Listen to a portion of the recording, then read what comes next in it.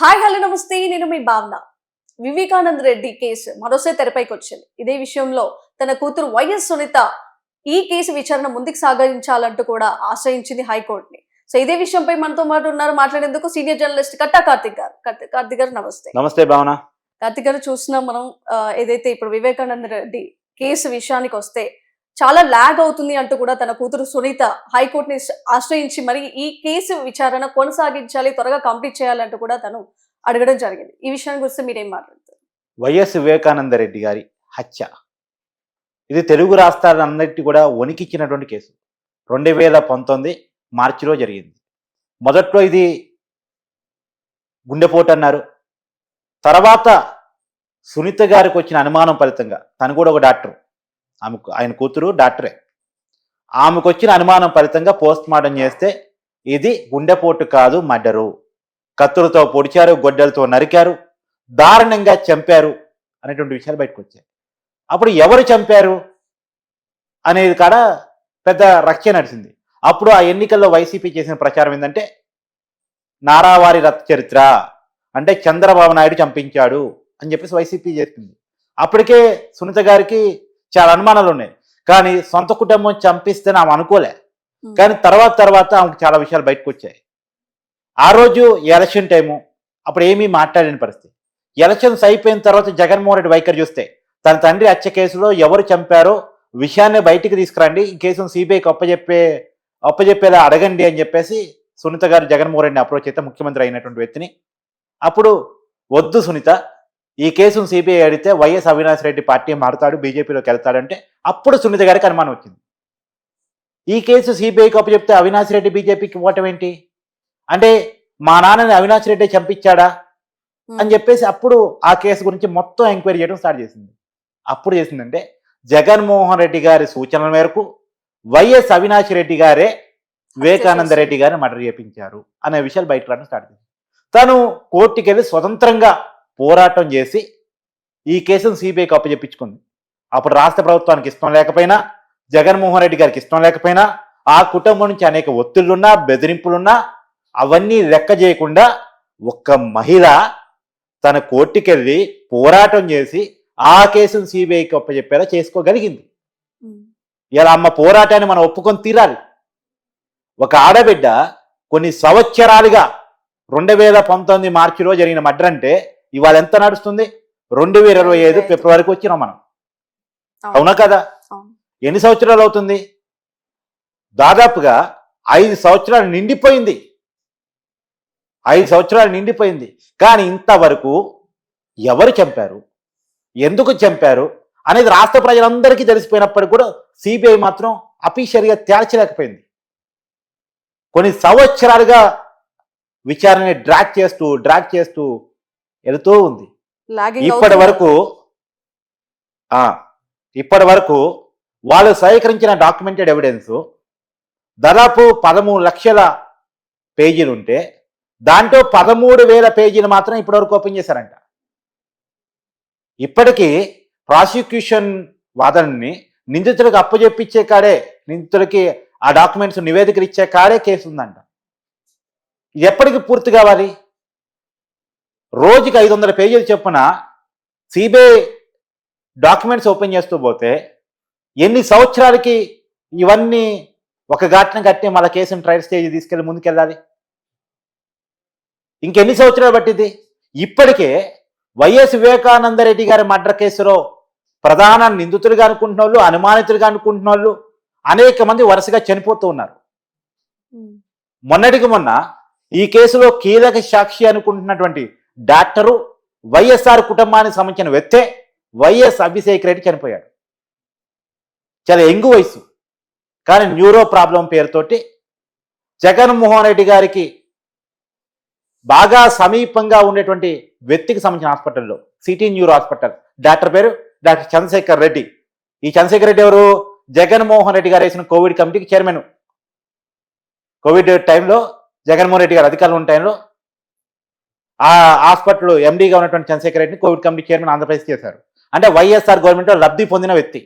ఇంకా వెనక్కి చెప్పాలంటే వైఎస్ జగన్ మీద కోడి కత్తి సీన్ జరిగినప్పుడు వైజాగ్లో జరిగింది సీను.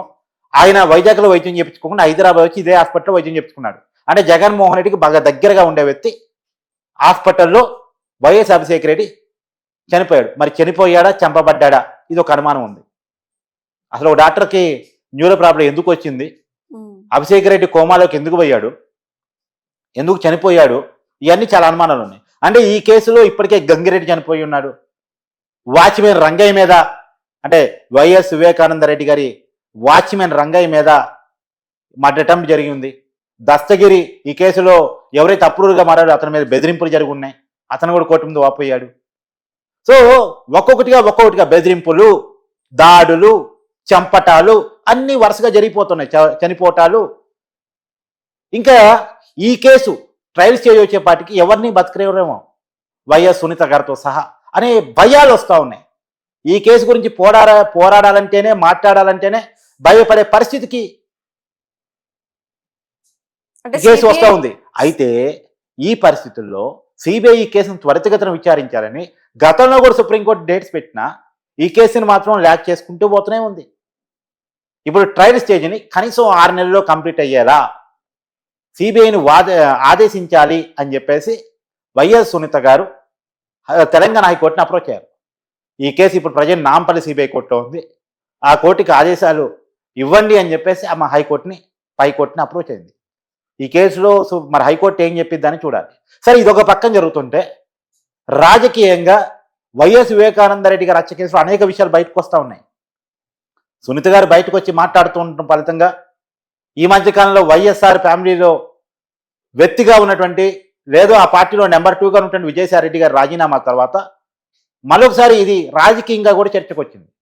అసలు ఎలా జరిగింది ఈ మర్డర్ అంటే, ఆ రోజు 3 టీములుగా వైఎస్ వివేకానంద రెడ్డి గారు మర్డర్ చేయాలి. 3 టీములు. ఒకటేమో గొడ్డళ్ళు, కత్తులు ఉపయోగించవద్దు, ఇది సాధారణ మరణం అని చెప్పాలి. ముందు అనుకున్నట్టు హార్ట్ అటాక్ అనే చెప్పాలి. హార్ట్ అటాక్ అని చెప్పాలంటే ఏంది, కత్తులతో పొడవద్దు, గొడ్డలతో నరకొద్దు. ఏం చేయాలి మరి, దిండు ముక్కు మీద వేసి, అంటే నోటి గాలి ఆడకుండా చేసి గట్టిగా మొహం మీద దిండు ఒత్తిపెట్టి చంపాలి అనేది మొదటి ప్లాన్. దానికి ఒక టీం ఉందండి. ఒకవేళ ఆ టైంలో ఆయన తిరగబడతాడు, మామూలుడు కాదు, ఆయన కూడా ఫ్యాక్షనిస్ట్ కల్చర్ ఉన్నటువంటి వ్యక్తి, ఆ విషయాలన్నీ తెలిసినటువంటి వ్యక్తి. సో ఆయన తిరగబడతాడు. తిరగబడే కాడికి వస్తే ఒకటి చేయగలిగితే చేయాలి. చేసే క్రమంలో ఆయన తిరగబట్టమో వీరు చేయలేకపోవటమో జరిగిందనుకో, వెండి ఇంకొక టీం ఉంటుంది. అదే రూమ్లో కత్తులు, గొడ్డలు పట్టుకుని అడిగి ఉంటారు. ఆ పని చేయాలి. వాళ్ళని దాటుకొని కూడా ఆ ఇంట్లో నుంచి బయటకు ఉరుక్కుంటూ వచ్చాడనుకో, వాళ్ళని నెట్టేసుకొని వాళ్ళని కూడా ఏదో రకంగా తప్పించేసుకొని బయటికి రాగాడనుకో, బయటికి రాగానే ఇంకొక టీం ఉంటుంది. ఒక యాక్షన్ సీన్ క్రియేట్ చేసినట్టుందండి. కానీ మొత్తానికి ఊపిరి ఆడకుండా చనిపోవాలి, రక్త మార్పులు లేకుండా ఈజీగా చనిపోయే మార్గం హార్ట్ అటాక్ అని చెప్పినా నమ్మేలా ఉండేటటువంటి మార్గాన్ని ఎంచుకున్నాను.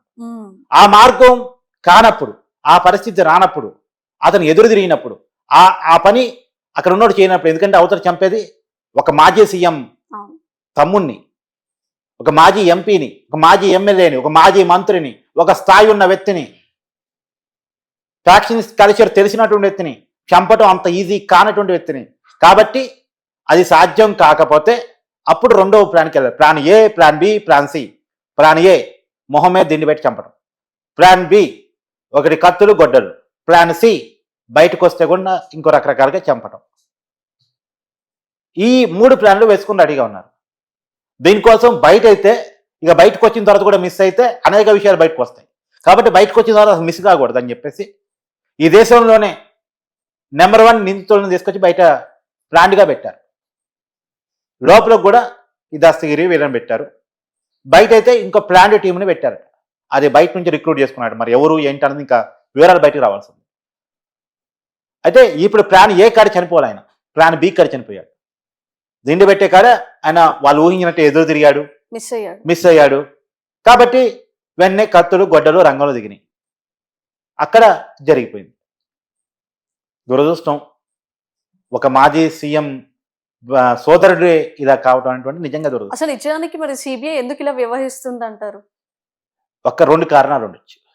ఒకటి చేతగానితనం, 2 చేతనైనా ఇన్ఫ్లుయెన్స్ గురి కావటం. చేతగానితనం అనుకోవడానికి అయితే లేదు, సిబిఐ అనుకుంటే చేయగలదు, కాకపోతే అనుకోవట్లేదు. సిబిఐయే చేయగలదు నిజానికి. చేయగలదు, కానీ చేయలేకపోతుంది. ఇప్పుడు సిబిఐ రిప్యుటేషన్కి ప్రమాదం కాదు. నిజానికి జగన్మోహన్ రెడ్డి గారి మీద 2011 నుంచి అనేక సిబిఐ ఈడీ కేసులు, దాదాపు 22 సిబిఐ ఈడీ కేసులు ఈ రోజుకి పెండింగ్లు ఉన్నాయి. ఆయన 12 సంవత్సరాలుగా బెయిల్ మీద ఉన్నారు. అవును. కానీ సిబిఐ ఈడీ ఆయన ఏం చేయలేకపోతున్నాయి, ఆయన తప్పును తీర్చలేకపోతున్నాయి. వివేకానంద రెడ్డి గారి మర్డర్ కేసు నేను చెప్పినట్టు 5 సంవత్సరాలు కంప్లీట్ అయినటువంటి మర్డర్ కేసు ఇప్పటికీ నిజాలు తేపలేకపోతున్నారు. అంటే ఈ దేశంలో ఏదైనా నేరం తేల్చాలంటే సిబిఐ అయితే తేల్చగలదు, అది కేంద్ర ఇన్వెస్టిగేషన్ టీము అనుకునే పరిస్థితి నుంచి సిబిఐకి ఏ కేసు చెప్పొద్దు, ఆమె సిబిఐ ఏమీ చేయలేదు అనే పరిస్థితికి సామాన్యులు వచ్చి ఎలా చేస్తున్నారు. ఇంత విఐపి కేసు, ఒక పెద్ద నాయకుడి మర్డర్ కేసు, పాపం ఒక ఆడబిడ్డ న్యాయ పోరాటం చేస్తూ ఉంది కొన్ని సంవత్సరాలుగా, కుటుంబం అండ లేకపోయినా సరే, కుటుంబం బెదిరింపులు ఉన్నా సరే, చావుకు ఎదురొడ్డి మరి ప్రాణాలు తెగించి మరి ఆమె పోరాటం చేస్తూ ఉంటే సిబిఐ మాత్రం నిమ్మక నీరెత్తనట్టు ఉంది. కారణం ఏంటంటే సిబిఐ కేంద్ర ప్రభుత్వం ఆధీనంలో ఉంటుంది, కేంద్ర ప్రభుత్వం బీజేపీ ఆధీనంలో ఉంటుంది. ఎందుకంటే బీజేపీ అధికారం ఉంది. బీజేపీ జగన్మోహన్ రెడ్డి ఇన్ఫ్లుయెన్స్ గురవుతుందా? మరి గురవుతూనే కదా. లేకపోతే సిబిఐ తేల్చడానికి ఏంటి? సిబిఐ విచారణ ఎందుకు ముందుకు సాగట్లేదు? అటు జగన్మోహన్ రెడ్డి గారి కేసులో కానీ, ఇటు వివేకానంద రెడ్డి గారి కేసులో కానీ ఎందుకు ముందుకు పోవట్లేదు? ఒకటి చేతకంతనం అన్నవి ఉండాలి, చేతకంతనం అనుకోవడానికి లేదు. 2 ఇన్ఫ్లుయెన్స్ గురి కావటం.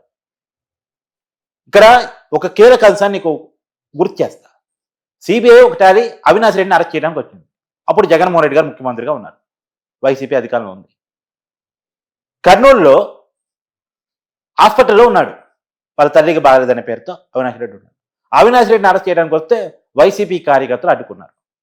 అడ్డుకుంటే అప్పుడు ఏపీ పోలీసులు చెప్పారు, అంటే గవర్నమెంట్ చెప్పినట్టు చెప్తారు కదా సహజంగా, వైసీపీ అధికారం ఉంది కాబట్టి ఇక్కడ శాంతి భద్రత ఇష్యూ క్రియేట్ అవుతుందండి, మీరు అరెస్ట్ చేయకండి, మీరు వెనక్కి వెళ్ళిపోండి అని చెప్పేసి ఏపీ పోలీసులు చెప్తే సిబిఐ వెనక్కి వెళ్ళిపోయారు.